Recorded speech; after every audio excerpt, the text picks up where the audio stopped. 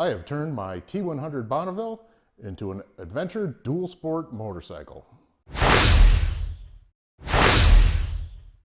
Well, before you go banging away on your keyboard, I have no delusions of grandeur about the capabilities of this motorcycle. However, I have set it up for that very purpose.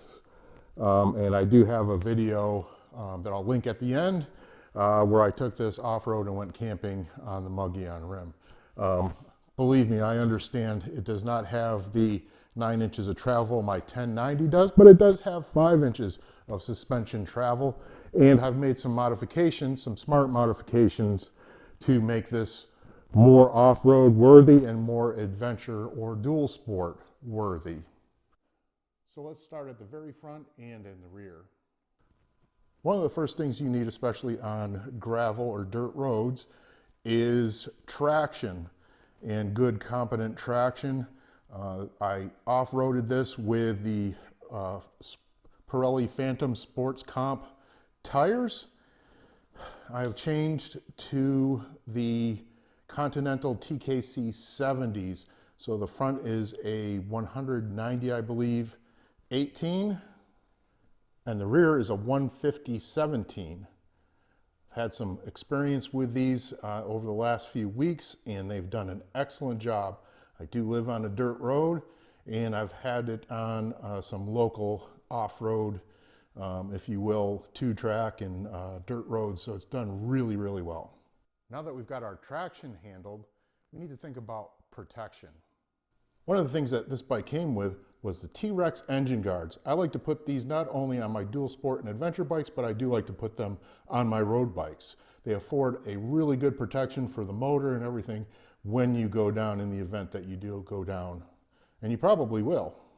Another place for potential damage is the sump underneath the motorcycle. I've installed a T-Rex Racing skid plate, bash guard, sump guard, whatever you want to call it, underneath, because there's always rocks flying up and you may hit a embedded rock or something like that. So this will give it some protection.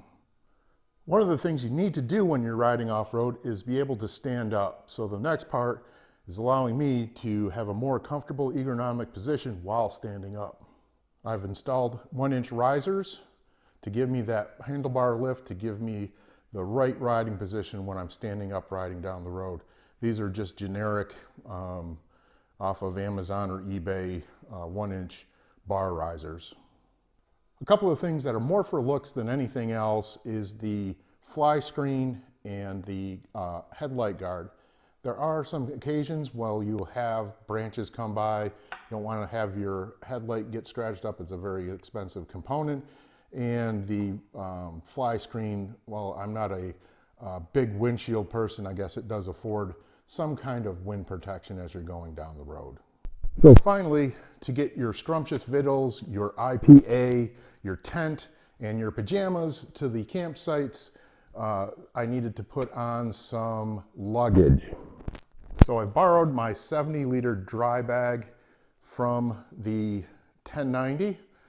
It fits very well on here. I use rock straps. It doesn't matter what brand it is. It's 70 liters. It's a rubberized dry bag. They don't make these anymore. But this works really well for me. Keeps everything nice and dry, and I can fit a lot into it. And it hangs onto the bike pretty well. I've removed the dry bag so you can see the saddlebags or panniers, whatever you want to call them. I think they're pretty cool. I bought them on a whim. They were on sale. So I'll show you them up close. I've known about Viking bags for several years. Never paid much attention to it. It seemed like they were pretty much either a road bike or mostly like a cruiser type of bag company. Didn't know much about them. I was researching inexpensive bags for the Bonneville, and these popped up. They are called the Viking Bags Bonneville Saddle Bags. So these bags are in brown. They also come in black.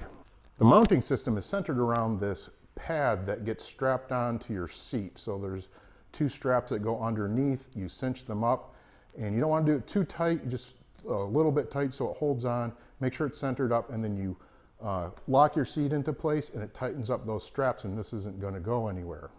These are held on by these little S-hook deals. They've got this molly strap that goes across here, and there's 2 loop straps Those lock into there. That's not going to go anywhere. It also has a rear strap with the G-type of hook. You cinch that up, and then the other strap, another G hook, goes around into another loop, and then that gets mounted to your rear pegs. You cinch that up so it's under tension. And these bags, I've tested them, I put weight in them, and they stay on pretty well. There is no rack system here, zero rack system. They ride along there. Having this grab rail on back is pretty handy. I think you should probably put one of those anyway. It gives you a mounting point to put not only saddlebags, but if you're carrying something, yada yada, gives your passenger something to hang on to, whatever. So these bags basically operate just like a set of dry bags. There's a G-hook here, and then the top rolls up. I'll see if I can undo this for you gracefully. So you've got a top strap here that's adjustable. You've got this G-strap over here that's adjustable. You've got one over here. And then you simply unroll them, open them up, and there's a pretty good amount of room. I would say there's between 15 to 20 liters in there. They do come, I don't think that they are waterproof in themselves, but they do come with these rain covers. There is no bag inside. Really, they're easy to take off. So, you know, you could pop these off and bring them into a hotel room with you, pretty much like tent camp. So with me, they never leave the bike.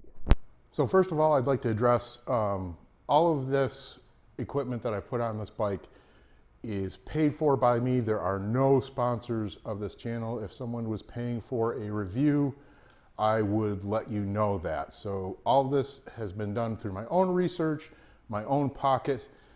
You should use your Columbo-like research skills and find out what the best is for you if you're going to do this, or if you're going to do any adventure or dual sport project. Do your research, make sure you are comfortable with the price and the quality and the usefulness of whatever you're buying.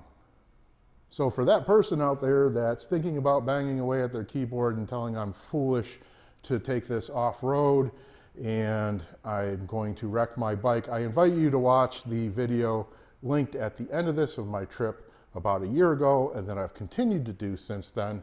I also invite you to watch the other 750 videos of motorcycle off-road adventures that I've taken over the last 12 years.